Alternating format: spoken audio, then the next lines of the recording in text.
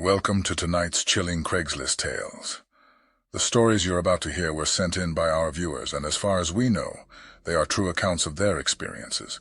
These tales serve as a reminder of the uncanny and mysterious events that can occur in the most unexpected places.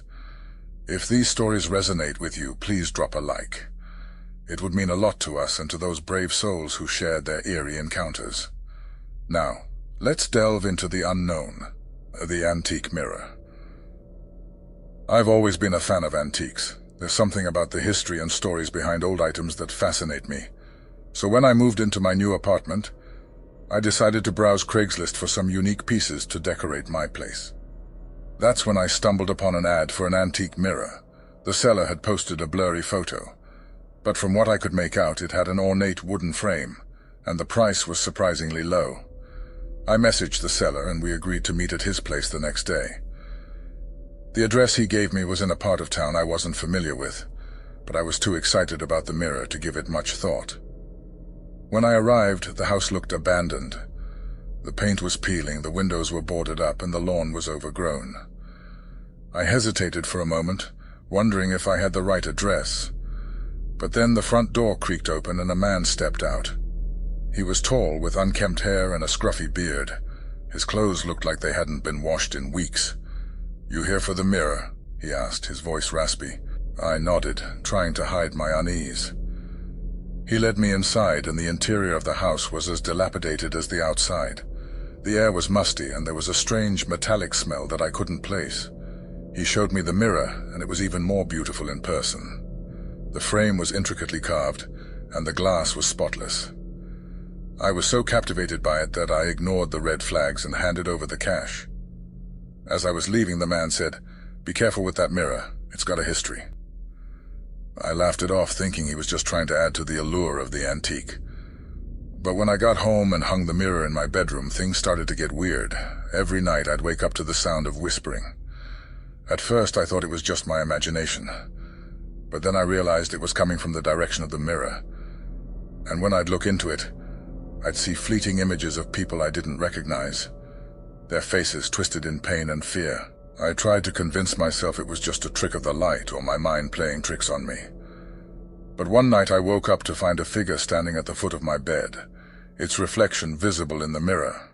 It was the man from the house, but his eyes were hollow, and his skin was pale and translucent. I screamed and blinked, and he was gone. But the whispering continued, growing louder and more insistent.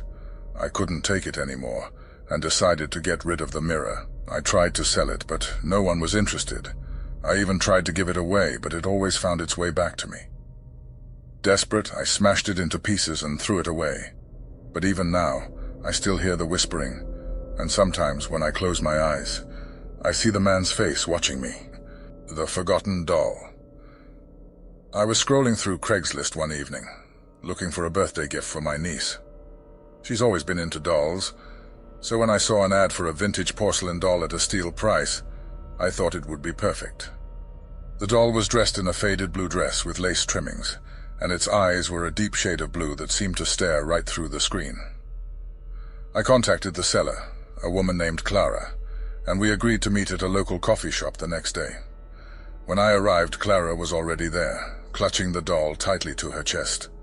She looked tired, with dark circles under her eyes, and she kept glancing nervously around. Handing the doll to me, she said, "Please take good care of her. She's special." I was a bit taken aback by her intensity, but brushed it off. After all, it was just a doll. I thanked Clara and headed home, excited to give the gift to my niece. But from the moment I brought the doll into my house, things started to change. Doors would slam shut on their own, lights would flicker, and I'd often hear soft giggling coming from empty rooms. At night, I'd wake up to the sound of tiny footsteps running up and down the hallway. One evening, as I was watching TV, I felt a cold breeze on the back of my neck. Turning around, I was horrified to see the doll sitting on the couch next to me, its head tilted to one side, staring at me with those piercing blue eyes. Panicking, I grabbed the doll and locked it in a closet. But the next morning it was back on the couch, its dress stained with what looked like fresh dirt. I decided to do some research and found out that the doll had once belonged to a little girl, who had tragically died in an accident.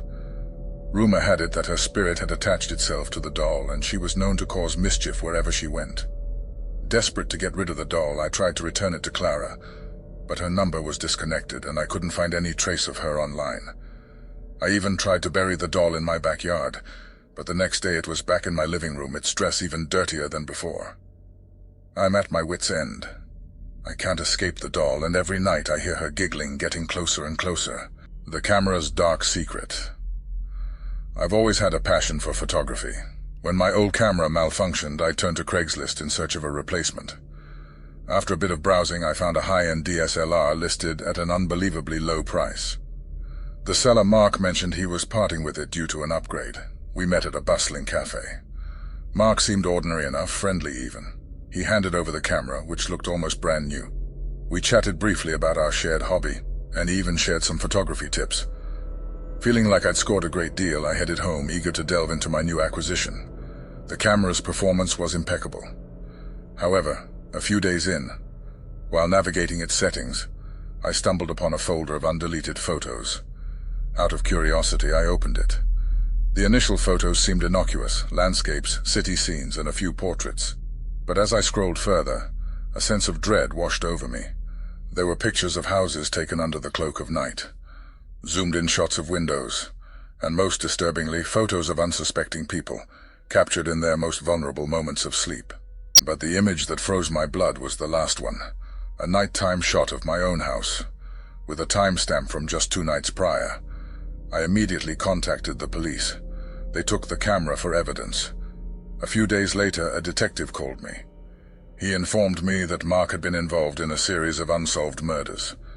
The unsettling pattern they discovered was that Mark would photograph the homes of his intended victims days before the act. The detective's words sent chills down my spine. If you hadn't turned in that camera, you might have been his next target.